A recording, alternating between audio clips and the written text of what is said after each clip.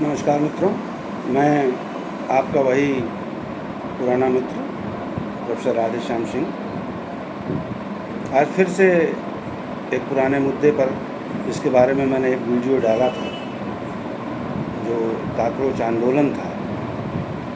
लग रहा था जैसे भारत के युवाओं की आशा का केंद्र बन जाएगा। उस पर मैंने एक वीडियो डाला था जब ये आंदोलन शुरू हुआ था, जब अभिषेक दिपके इंग्लैंड से चलकर भारत की सरजमी पर आ रहा था। उसके सपने क्या थे, उसके क्रियान्वयन के सूत्र क्या थे, इन बातों पर मैंने आपसे पहले बातचीत की थी। आज जो घोषणा हुई है कि ये आंदोलन 20 जुलाई को पार्लियामेंट मार्च करेगा और हो सकता है कि वहीं इसे विलंबित कर दिया जाए, इसे ख़त्म कर दिया जाए। तो आज इसी परिणत पर बात करने के लिए मैं आपके समक्ष उपस्थित हूँ। दोस्तों, सोशल मीडिया का जो प्लेटफार्म है, ये दरअसल किसी रेलगाड़ी के टॉयलेट की तरह है। कोई भी जाए, कुछ भी लिख करके और चला है, और भीतर ही भीतर गर्व करे कि मैंने ये लिख दिया है। ऐसी ही आभासी दुनिया में जीते हुए अभिषेक दिपके ने इंग्लैंड में रहकर पढ़ाई लिखाई कर रहे थे अच्छे ढंग से, उस सपने को सजोया। एक फेक हीरोइज्म जो मन में आ जाता है कभी कभी युवाओं के इस आभासी दुनिया में, वो भी उसके भीतर कार्य कर रहा था। और सरकार ने एक बार भी उसके किसी भी मूव का प्रतिरोध नहीं किया। कारण क्या था? अभिषेक दिपके के जीवन संघर्ष को गवर्नमेंट ने भली भांति परीक्षित करवाया था। सरकार जानती थी कि ये आभासी दुनिया के बहादुर हैं, इनसे हो नहीं सकता है। तो उसी दिन पता चल गया था, जब पहला दिन था अभिषेक दिपके के आंदोलन का। थोड़ी सी भीड़ बढ़ी थी, कुल मिला के 3000 छात्रों की भीड़ थी। कहाँ 22 लाख फॉलोअर के साथ अभिषेक दिपके का सपना था कि हमारे लोग आएंगे।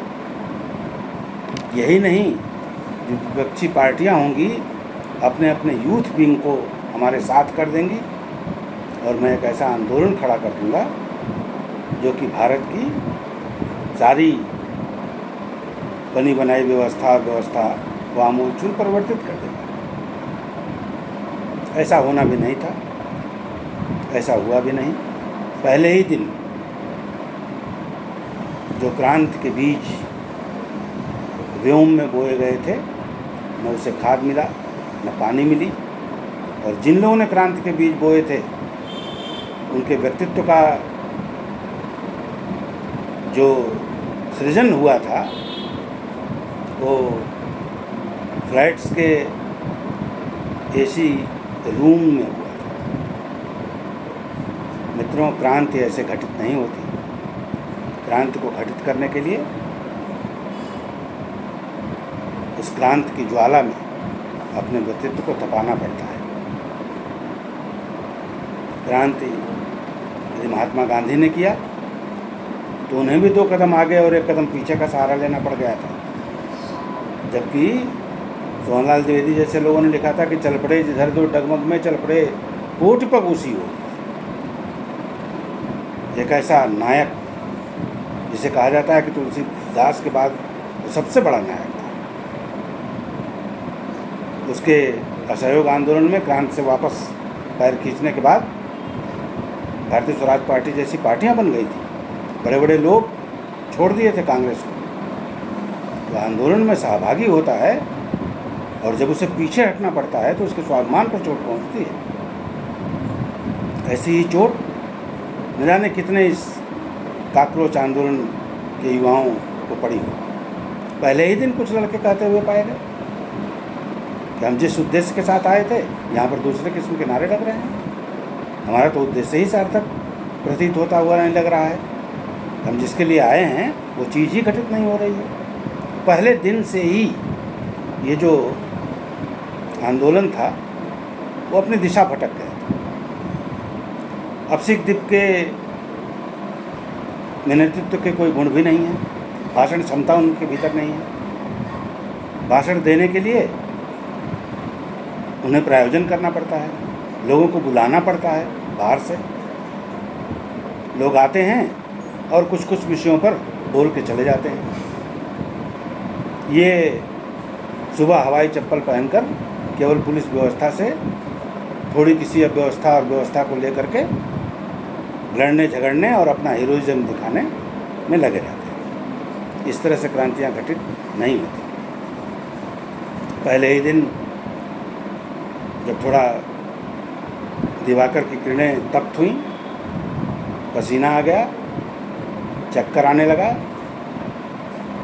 और इनके मित्रगण इनको उठा पठा के किसी तरह गाड़ी में बैठाए और एसी चलाए, तब इनके जान में जान आई। ऐसे लोग आंदोलन कैसे कर पाएंगे?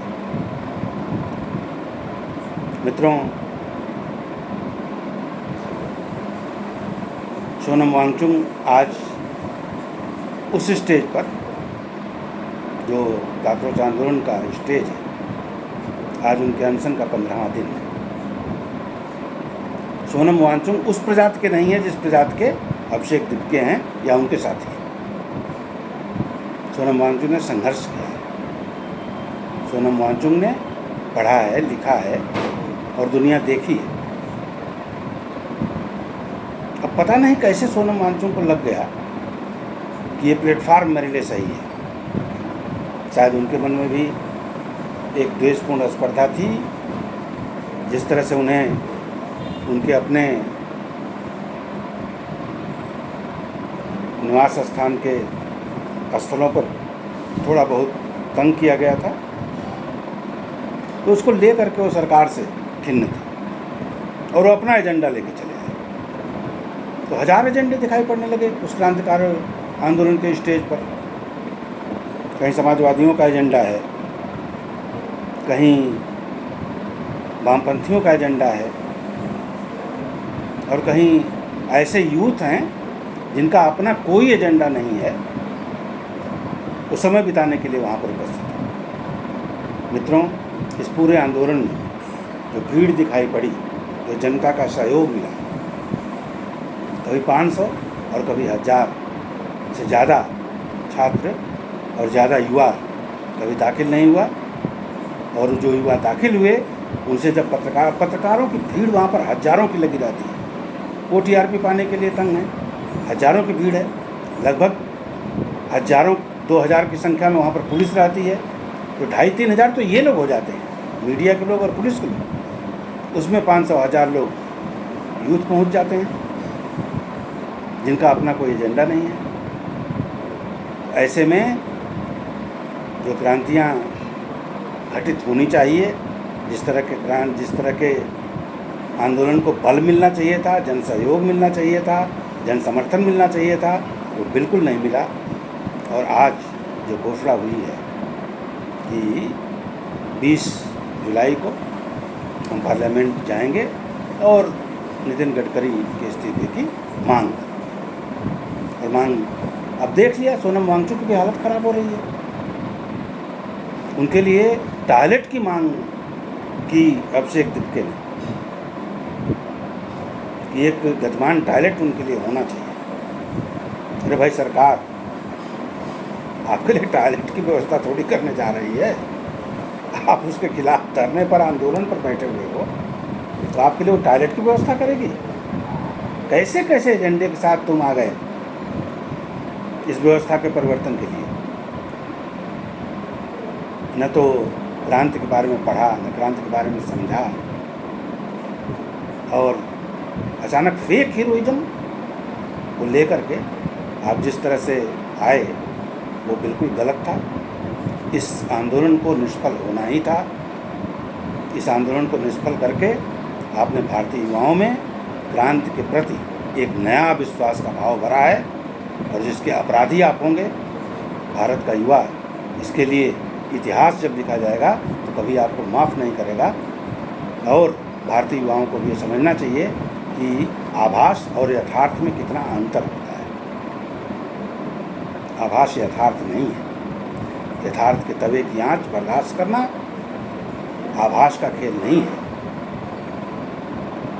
उसमें तप करके अपने व्यक्तित्व को सब कुछ सहने के लिए तत्पर हो जाना, सब कुछ त्याग करने के लिए तत्पर हो जाना, ये क्रांति धर्मियों का लक्षण होता है। आप सब ने जो जुड़े हुए थे इस आंदोलन में वस्तुतः काक्रोची साबित हुए। आपके दिलों में काक्रोच मारने वाली गैस जो भरनी थी उसे सरकार ने भरा और आज आपकी निष्फलता उसका प्रमाण है। ये सही है, ये क्रांति निष्फल है।